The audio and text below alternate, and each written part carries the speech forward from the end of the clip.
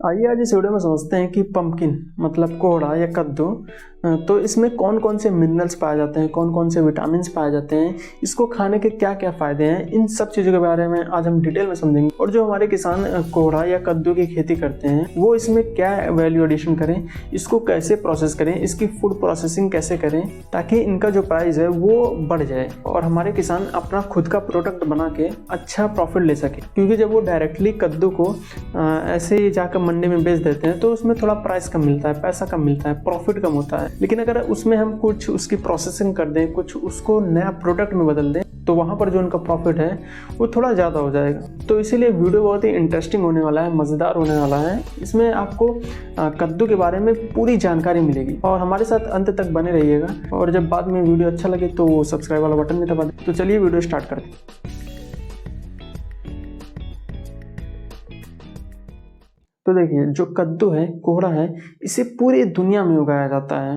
इसकी बहुत सारी प्रजातियां हैं और इन प्रजातियों के अंदर में बहुत सारी वेराइटीज हैं जिनको लगाया जाता है। तो यहाँ पर खासकर 3 प्रजातियां हैं जिनको लगभग पूरे दुनिया में लगाया जाता है। तो इसमें कुकुरबिटा पीपो हो गया, कुकुरबिटा मैक्सिमा हो गया और कुकुरबिटा मोस्टाटा हो गया। और अपने इंडिया की बात करें, भारत की बात करें, तो यहाँ पर लगभग कुकुरबिटा मोस्टाटा के अंदर में जितनी भी वेराइटीज आती हैं उनकी खेती की जाती है, उनको लगाया जाता है। क्योंकि ये जो कुकुरबिटा मोस्टाटा है, इसके अंदर जितनी भी वेराइटीज आती हैं वो सारी लगभग हीट और पेस्ट रेजिस्टेंस रहती हैं। मतलब कि उनमें गर्मी, हीट, ज़्यादा टेम्परेचर और पेस्ट जो कीट वगैरह लगते हैं उनको सहने की क्षमता ज़्यादा होती है। जैसे कि अर्का सूर्यमुखी हो गया, CO2 हो गया। तो ये जो वैरायटीज़ हैं ये कुकुरबिटा मोस्टाटा के अंदर में आती है। तो कद्दू मतलब कोहड़ा में बहुत सारे मिनरल्स पाए जाते हैं, विटामिन्स पाए जाते हैं, फाइबर्स पाए जाते हैं और बीटा कैरोटीन पाया जाता है। और ये सारी चीज़ हमारे हेल्थ के लिए, हमारे इम्यून सिस्टम के लिए,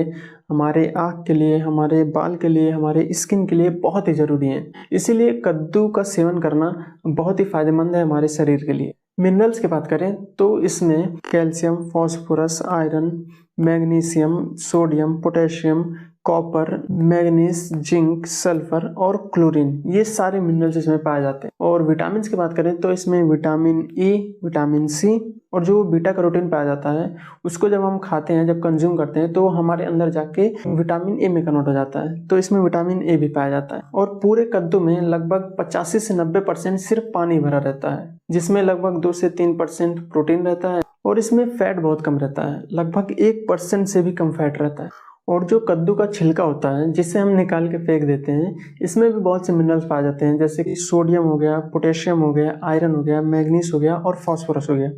और इसमें एक पैक्टिन करके फाइबर पाया जाता है जिसका इस्तेमाल जो जैम वगैरह बनता है उसमें किया जाता है। और जो कद्दू का बीज है, सिर्फ इसी में बहुत सारे मिनरल्स पाए जाते हैं, जैसे कि manganese, iron, zinc, sulphur, potassium और कैल्शियम, ये सारे मिनरल्स इसमें पाए जाते हैं। और इसके बीज में लगभग 33% प्रोटीन पाया जाता है। तो इसीलिए बहुत जगह पर इसको सुबह सुबह नाश्ते में प्रोटीन सोर्स की तरह इस्तेमाल किया जाता है। और कद्दू के बीज से तेल वगैरह भी निकाला जाता है। तो जितना तेल आपको सरसों वगैरह, तिल वगैरह से मिलता है, उतना ही तेल इसके बीज में भी पाया जाता है, लगभग 46 से 50% तक। और जो इसका तेल है, कद्दू के बीज का जो तेल है, ये बहुत ही फायदेमंद है हमारे खाने के लिए।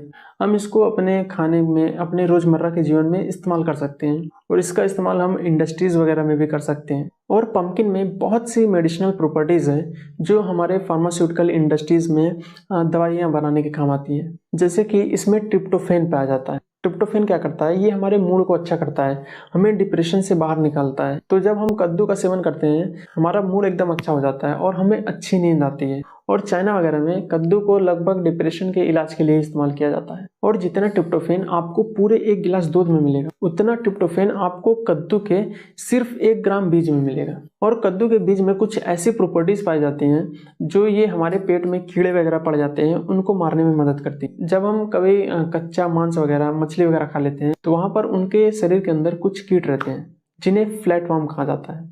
तो ये फ्लैटवर्म हमारे पेट के अंदर चले जाते हैं, हमारे अतड़ियों में चले जाते हैं और अंदर ही अंदर हमें नुकसान करते हैं। तो इन कीटों को मारने के लिए, इन फ्लैटवर्म्स को मारने के लिए जो पंपकिन का, कद्दू का, कोहड़ा का बीज है, ये बहुत ही फायदेमंद है। और ये जो कद्दू का बीज है ये हमें प्रोस्टेट कैंसर से बचाता है, हमारे ब्लेडर में जो स्टोन पड़ जाता है जिसे पत्थर कहते हैं उसको कम करने में मदद करता है। हमारे ब्लड के शुगर को कम करने में मदद करता है।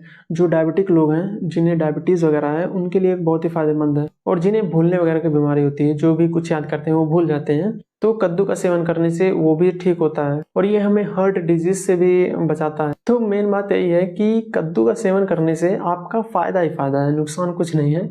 इसीलिए आप सब कद्दू वगैरह खाया करिए, कोहड़ा वगैरह खाया करिए। और आप देखेंगे ज़्यादातर जो शादियाँ वगैरह होती है वहाँ पर कद्दू की सब्जी बनाई जाती है। तो आप शादी वगैरह में जाइए, खूब कद्दू खाइए। तो ये तो हो गया कद्दू खाने के फायदे। आइए अब समझते हैं कि इसकी प्रोसेसिंग कैसे करें ताकि इसका जो प्राइस है वो बढ़ जाए और हमारे जो कद्दू वाले किसान हैं उनको ज़्यादा से ज़्यादा प्रॉफिट हो। तो देखिए, जो कद्दू का बीज है ये इतना फ़ायदेमंद है, इसमें इतनी प्रॉपर्टीज़ हैं जिसके वजह से यहाँ पर कद्दू की जगह कद्दू के बीज की ज़्यादा डिमांड है।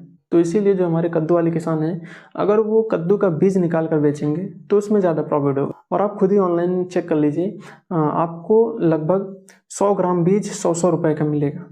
मतलब 1 ग्राम बीज 1 रुपये का। कद्दू का बीज जो है वो इतना महंगा इसलिए बिकता है क्योंकि लोग इसे प्रोटीन सोर्स के तौर पे खाते हैं, क्योंकि इसमें बहुत ज़्यादा प्रोटीन पाया जाता है।